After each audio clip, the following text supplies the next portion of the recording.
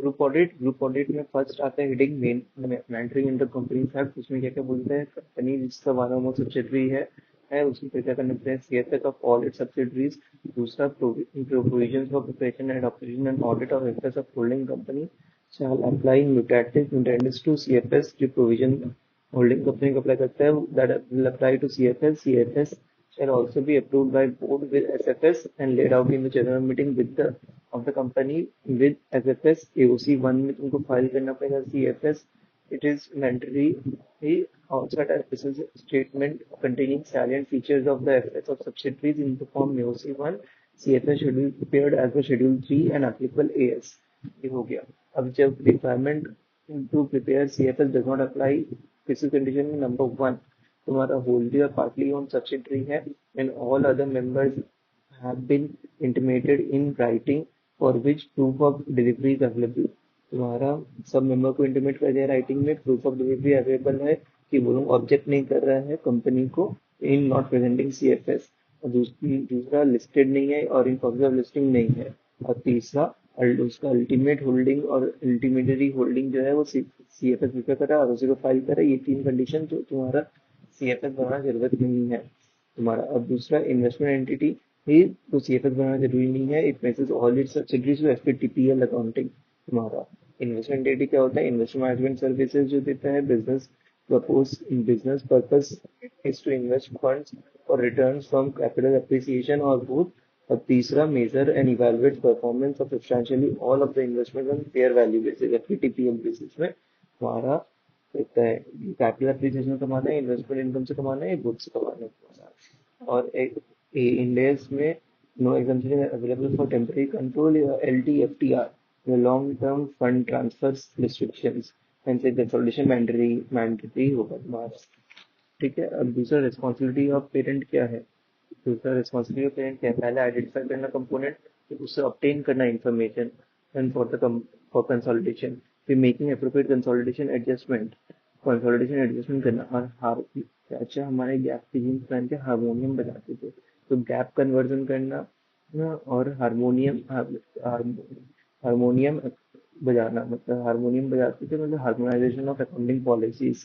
और फिर 2 इंडेक्स आ जाएगा, इंडेक्स 1110 और index 108, index 24, index 108 reportable segments और इंडेक्स 24 तुम्हारा रेटेड पार्टी ट्रांजेक्शन तुम्हारा।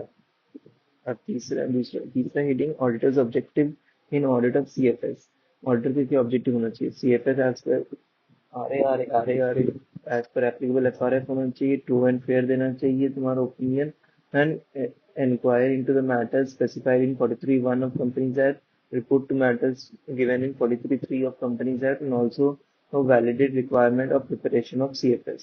इनको validate करना पड़ेगा requirement of preparation of CFS तुम्हारा for the company as per applicable FRF हुआ है कि नहीं। फिर तुम्हारा ऑडिट कंसिडरेशन में क्या था, following features of CFS have an impact on related audit disclosures.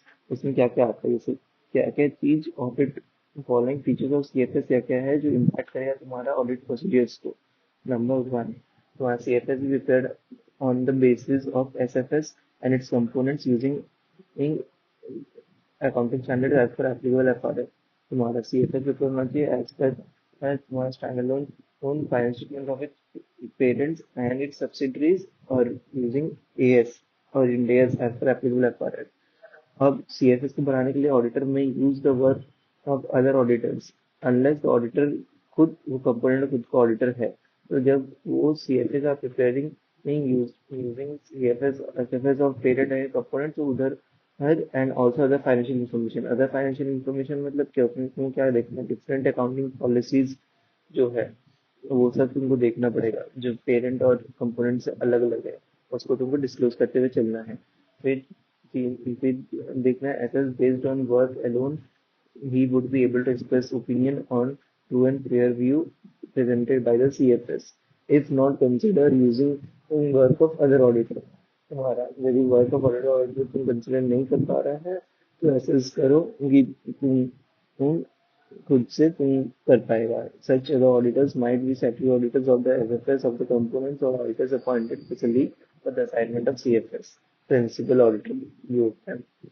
फिर ऑडिटर कंसिडरेशन रिगार्डिंग मटेरियलिटी के लिए क्या कंसिडरेशन है? एसएफएस पॉइंट ऑफ व्यू से तो तुम्हारा मटेरियलिटी स्टैंडर्ड बेसिस में होता है ईच कंपोनेंट का। सीएफएस में क्या है, तुम ग्रुप मटेरियलिटी करेगा और एसएस करेगा appropriateness of the consolidation adjustment जो है मेड बाय मैनेजमेंट। अब फिर जब तुम ग्रुप मटेरियलिटी करते हैं तुम्हारा can also use group material to determine whether the components FS are material to the group. तुम्हारा एक सब्सिडरी का एफएस मटेरियल है कि ग्रुप में, उससे तुम ग्रुप मटेरियलिटी के हिसाब से निकाल लेगा और फिर कंप्यूट करेगा each compute method for each component and communicate to तुम कंपोनेंट ऑडिटर दूसरा है तो तुम कम्युनिकेट भी करते रहेगा ईच मटेरियल ऑफ कंपोनेंट को। फिर ग्रुप का मटेरियल अलग है। ग्रुप का मटेरियल फिर तुमको पता चलिए कि जो कंपोनेंट है वो मटेरियल है टू एफएस और नॉट। और फिर तुम करेगा कि कंपोनेंट का मटेरियल कंप्यूट करेगा, कम्युनिकेट करेगा component auditor. Also obtain confirmation from component auditor like independence, code of ethics, and other information required for consultation. हमारा प्लानिंग ऑडिट ऑफ सेफ। तो पहले क्या करना है, वो ग्रुप स्ट्रक्चर और ग्रुप वाइड कंट्रोल्स जानना है। अब understand accounting policies of the parents and consolidation process को जानना है, and components and consolidation process को जानना है। फिर determining the nature, timing and extent of the audit procedures to be perform based on risk assessment, nature, timing, and extent of audit procedures, determining extent and of use of other auditors work in audit। हम लोग को determine करना है कितना extent में हम लोग other auditors का वर्क यूज करेगा। और coordinating work to be perform, और कोऑर्डिनेट करना है वर्क को भी परफॉर्म है। How auditor ensures completeness of components included in CFS. तुम्हारा क्या करना है, रिव्यू करना है work paper for prior years for non components. पहले का वर्क वर्क किया, रिव्यू किया, रिव्यू पेरेंट का प्रोसीजर्स किया for identification of components, make inquiries with the management to identify make inquiry with the management to identify any new components or any components which goes out। Car beam आया है जो goes out होता है, उसका investment वाला देखो, investment से transfer के लिए कंपोनेंट हो सकता है। Review the joint venture and joint arrangement agreements for review other arrangements entered by the parent and not included in CFS। कोई अदर अरेंजमेंट जो पेरेंट इंक्लूड नहीं किया सीएफएस में। Identify changes in share holding, तुमको आइडेंटिफाई करना पड़ेगा that takes place during the reporting period. ये सब करने से तुम्हें कंप्लीटनेस ऑफ कंपोनेंट पता चलेगा। अब कंसोलिडेशन प्रोसेस एज पर एएस इंडेक्स क्या होता है, सीएफएस एज पर एएस क्या होता है, सब्सिडरी तुम्हारा रहता है, उसको लाइन बाय लाइन बेसिस में कंसोलिडेट करता है। पेरेंट और सब्सिडरी का item line by line basis में कंसोलिडेट होगा, क्या क्या asset liability income expense cash flow. अब गुडविल जो डिटरमाइन गुडविल और कैपिटल रिजर्व और माइनरी इंटरेस्ट, और फिर एलिमिनेशन करेगा तुम्हारा इंट्रा ग्रुप ट्रांजैक्शंस का और अनरियलाइज्ड प्रॉफिट का। एसोसिएटेड केस में क्या होगा, इक्विटी मेथड का तुम यूज करेगा। जॉइंट वेंचर केस में जॉइंट कंट्रोल एंटिटी में parent that has interest in joint control entity reports its interest in CFS using proportionate consolidation method। proportionate consolidation method होगा joint venture के लिए। और तुम्हारा अब इंडिया के हिसाब से सीएफएस में क्या होगा, लाइन बाय कंसोलिडेशन होगा बाय एडिंग एसेट लायबिलिटी का हर एक लाइन। इन फिर तुम गुडविल कैपिटल रिजर्व या गेन ऑन बार्गेन परचेज और एनसीए एज पर इंडेक्स 103 होगा। Adjustment like eliminate and intra-group transaction balances, unrealized profits and deferred tax as per Ind AS 110। तुम्हारा associate और जॉइंट वेंचर के केस में इक्विटी मेथड है Ind AS 28 के हिसाब से। जॉइंट ऑपरेशन में interest in asset liabilities are accounted as, जितना उसका सबसे पेरेंट में जितना इंटरेस्ट एसेट लायबिलिटी में उतना अकाउंट स्टॉक करेगा एज पर Ind AS 111। और कॉमन कंट्रोल में क्या होता है, पूलिंग ऑफ इंटरेस्ट मेथड होता है Ind AS 103 के हिसाब से। अब बिजनेस कॉम्बिनेशन इन स्टेजेस होता है तुम्हारा, जैसे जो होता है कि तुम्हारा acquirer remeasure previously held investment at fair value में तुमको, और एट द फेयर वैल्यू में तुमको मेजर करना पड़ेगा एट द एक्विजिशन डेट तुम्हारा। ठीक है, यदि दो स्टेज में हुआ तो previously held investment fair value में एट एक्विजिशन डेट तुमको मेजर करना पड़ेगा। अब परमानेंट कंसोलिडेशन एडजस्टमेंट क्या होता है, adjustment made on the first occasion or subsequently when there is change in shareholding which is consolidated। क्या क्या एडजस्टमेंट करना होता है फर्स्ट ओकेजन में या सब्सिक्वेंटली जब भी चेंज ऑफ शेयर होल्डिंग होता है तो क्या करना, गुडविल करना पड़ता है, कैपिटल रिजर्व करना पड़ता है, determine whether the equity attributed to minority और एनसीआई में एट्रीब्यूटेड मिल रहा है कि नहीं वो देखना पड़ता है। Auditor should verify above calculation by determining the pre-acquisition reserve for the components। date of investment is very important। तुम्हारा 110 को हुआ है या 114 को हुआ है। Also check the pre-acquisition reserve properly allocated between pre acquisition reserve जो है वो प्रॉपरली एलोकेट हो रहा है तुम्हारा पेरेंट और माइनॉरिटी इंटरेस्ट में। एक्चुअली पोस्ट होता है बट तुम याद रखना अभी प्री बोला हुआ है तुम्हारा।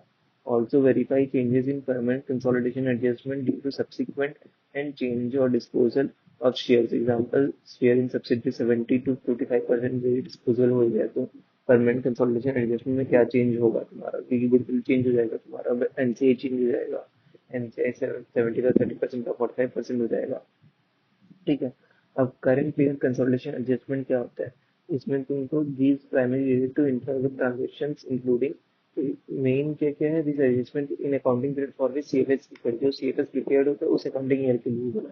तो क्या क्या चाहिए, इंट्राग्रुप ट्रांजैक्शन होता है पीएल का, तो चाहिए इंट्राग्रुप ट्रांजैक्शन, अनरियलाइज्ड यूआरपी तुम्हारा, बैलेंस शीट का इंट्राग्रुप इंडेक्सनेस तुम्हारा, और रिकॉर्ड डिफर्ड टैक्स और unrealized inter company profit elimination as पर index 12, deferred tax on unrealized intercompany profit elimination on तुम्हारे इंडस्ट्रियल। अब हार्मोनाइजेशन एंड ऑन डिफरेंट, अब तुम्हारा चाचा भाई गैप यूज करके हार्मोनियम बनाते हैं गैप, जहाँ सिग्निफिकेंट ट्रांजेक्शन जो गैप कन्वर्जन में जब हो रहा है तुम्हारा फॉरेन कंपोनेंट है और सब गैप कन्वर्जन हो रहा है, तब तुम देखेगा कि एक जो कंपोनेंट का लोकल गैप अलग है और तुम्हारा गैप अलग है, तो उसमें तुम गैप कन्वर्ट ठीक से हुआ है कि नहीं हुआ है। हार्मोनाइजेशन ऑफ अकाउंटिंग पॉलिसीज हो रहा है। अब तुम्हारा आ जाता कि recognize subsequent event of transaction that occur between the balance sheet date and audit report और एज पर सीएफएस तुम्हारा। ये तुम्हारा इंडेक्स 10 का बात हो गया। अब तुम्हारा बात होता है कि यदि सिग्निफिकेंट ट्रांजेक्शन इवेंट तुम्हारा यदि 31 दिसंबर में खत्म हो रहा है कंपोनेंट का बैलेंस 31 दिसंबर में खत्म हो रहा है, तो 31 दिसंबर से 31 मार्च के बीच में सिग्निफिकेंट अकाउंटिंग एंड ट्रांजेक्शन वो तुम रिव्यू करेगा और उसको टेक करेगा, taking the effect in the component balance sheet में। फिर तुम्हारा अब आगे adjustment for preparation of CFS are made in memorandum records.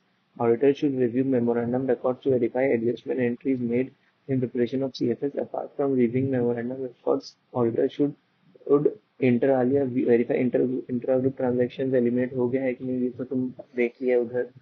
तुम्हारा deferred tax due to temporary differences on elimination of PL resulting from intra-group transactions in GAP, दूसरा चीज वो पहले ही था deferred tax on intra-group transactions तुम्हारा। फिर तीसरा तुम्हारा हार्मोनाइजेशन, ये भी देख लिया तुम। चौथा तुम्हारा adequate disclosures of different accounting policies is impractical to harmonize, मतलब क्योंकि इम्प्रैक्टिकल है हार्मोनाइज करने के लिए, तो तुमको उसका डिस्क्लोजर करते चलना है कि यहाँ FIFO लग रहा है, यहाँ LIFO लग रहा है, यहाँ वेटेड एवरेज लग रहा है। Verify calculation of minority and non controlling interest तुम्हारा, ये चीज वेरीफाई करते हुए चलो। और फिर तुम्हारा verify adjustment of accounting policies when components GAAP to अपना पेरेंट का गैप जो तुम पता कर रहे हो तो तुम्हारा वेरीफाई करना है। ठीक है। अब तुम्हारा following ID information are required to be disclose in CFS separately for parent and its component. क्या क्या, अमाउंट ऑफ नेट एसेट्स और net assets as a percentage of consolidated net assets, amount of share in PL and percentage of share in PL, consolidated share in PL। Parent का क्या क्या है, parent का PL as a percentage in consolidated PL, component का PL percentage in consolidated PL, OCI में parent का OCI percentage in consolidated OCI तुम्हारा। अब रिपोर्टिंग का बात होता है, तो तुम्हारा रिपोर्टिंग क्या है, जब पेरेंट ऑडिटर ही खुद का is also the auditor of its components, तो तुमको तो कुछ करना ही नहीं है, तुम प्रिपरेशन ऑफ एसएफएस तुम फॉलो कर रहे हैं कि नहीं वो देखेगा। कहीं डिपार्चर डेविएशन हुआ तो 705 लगा देगा, और जब इशू ऑडिट रिपोर्ट करेगा whether the CFS is true और फेयर जो है कि नहीं वो तुम इशू करेगा। Where CFS also includes cash flow statement, also give in एक opinion on the cash flow statement. और जब पेरेंट का ऑडिटर जब सीएफएस का ऑडिटर नहीं है तब क्या है, तब ऐसे 600 आ जाएगा, तब ऐसे 600 आ जाएगा। अब तुमको ऐसे 706 में तुम ओएम पैरा में तुमको डिस्क्लोज करना पड़ेगा clearly the magnitude of portion जो ऑडिट कर रहा है तुम्हारा कंपोनेंट ऑडिटर, तो कौन सा पोर्शन कंपोनेंट ऑडिटर कर रहा है ऑडिट, ऐसे 706 ओएम पैरा में तुमको डिस्क्लोज करते हुए चलेगा। अब फिर दिस में be done by stating aggregate amount as a percentage of total asset or cash flows included in cash flow statement not audited by parents auditor. This may be done by stating the aggregate amount of percentage, क्योंकि aggregate amount of percentage total asset इतना, total asset का इतना percentage जो है वो audit हम नहीं किए हैं, पेरेंट ऑडिटर ऑडिट नहीं किया, वो तुम बताएगा। Total asset revenue cash flow का इतना परसेंटेज ऑडिट नहीं किए हैं। Total asset revenue and cash flow should be presented before giving effect at permanent and current period adjustment, and total asset revenue cash flow should be presented present होना चाहिए before giving effect to permanent current period third adjustment तुम्हारा जो ऊपर जो present करेगा वो होगा before current permanent current adjustment and बोले इतना तुम्हारा एसेट वॉल्यूम किया है reference and to auditor in reference to other auditors in audit report is not a qualified opinion ये तुम इंडिकेट करेगी हम रेफरेंस दे रहे हैं हम क्वालिफाई नहीं कर रहे अपना ओपिनियन इंडिकेशन की वर्क इज डिवाइडेड तुम्हारा अब तीसरा तीसरा मतलब when component auditors on FS has are under an auditing framework different from the previous वाले यूआर IFRS तो तुम पहले बताया कि तुम्हारा मल्टीपल ज्योग्राफी में बिजनेस होता है तो तुम्हारा डिफरेंट एफआरएस हो जाता है फाइनेंशियल रिपोर्टिंग फ्रेमवर्क डिफरेंट हो जाता है जैसे well known framework in US is UFRS and IFRS US GAAP and IFRS और लोकल गैप जो है इंडियन उसमें डिफरेंस हो जाता है अब तुम बोलेगा पेरेंट और पेरेंट ऑडिटर का रिस्पॉन्सिबिलिटी दो चीज है पेरेंट मैनेजमेंट को परफॉर्म करना जब होता है कि कंपोनेंट नहीं करेगा कंपोनेंट खाली बैलेंस शीट देगा तब पेरेंट मैनेजमेंट को परफॉर्म करने वाला conversion of parent components audited FS to FRF as पर सीएफएस जो इंडेस है और कन्वर्जन एडजस्टमेंट जो है वो ऑडिट करना पड़ेगा ऑडिटर को ही पेरेंट ऑडिटर का ये काम है अब हो गया कंपोनेंट ऑडिटर बहुत बढ़िया कंपोनेंट ऑडिटर खुद ही तुम्हारा कन्वर्ट करके दे रहा है और वो कन्वर्ट करने के लिए हेल्प किया रहेगा ग्रुप अकाउंटिंग मैनुअल का हेल्प ले रहा है तो लोकल कंपोनेंट ऑडिटर उसमें ऑडिट भी कर दे रहे हैं और रिपोर्ट भी कर दे रहे हैं तब तब फिर पेरेंट ऑडिटर क्या काम रहेगा जो check the group accounting policies to comply with GAAP applicable to parent वो हो रहा है कि नहीं अब जब हो गया कंपोनेंट्स इज नॉट ही ऑडिटेड तुम्हारा all generally FS of all components is audited and audited होता है तुम्हारा और in context of multi location group audit में अब बहुत अब क्या हो गया तुम्हारा such audits are performed by auditor reporting CFS और बाय कंपोनेंट ऑडिटर तुम्हारा जो कंपोनेंट का ऑडिट वो सीएफएस वाला ही ईवाई वाला ही कर देता है मदरसन वाला ईवाई वाला इंडिया ही कर देता है उसका यूके ब्रांच का या फिर कोई यूपी का कंपोनेंट ऑडिट कर दे रहा है ये भी हो सकता है अब यदि हो सकता है कि ये नॉट ही ऑडिटेड तो करना है तुमको क्या करना है इवेलुएट मॉडिफिकेशन एज पर report on CFS. This is because auditor is not available to obtain sufficient and appropriate evidence for such consolidated amount balances.